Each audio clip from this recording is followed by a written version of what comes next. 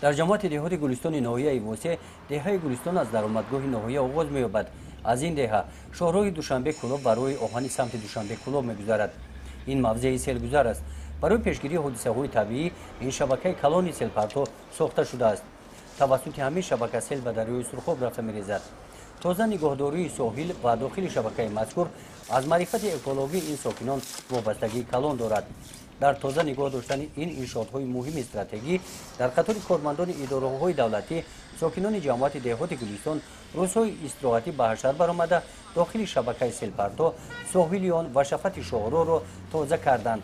در این سمت بخش حفظ محیط زیست ناحیه و جماعت دهات گلستان بین ساکنان کارهای عامه‌فهمانی میبرند. بخشیده به جشن استقلالیت دولتی جمهوری تاجیکستان امروز در حدود جماعت اکسیای تازگی ساحل گذرانده شد.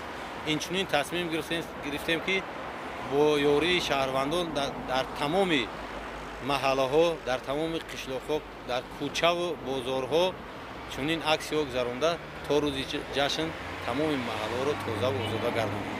در ناحیه واسه در دوره هفته اکسای تازگی ساحل که از جانب بخش حفظ محیط زیست ناحیه اعلان شده بود با استفاده چنین تکنیکا زهکش شفت شاهراه دوشنبه کلوب بعد 10 سال از پرتاب تازه کرده می شود. گزارش خواجه نظری خدای نظر ظهورов از ناحیه واسه برای برنامه اطلاعاتی نوید.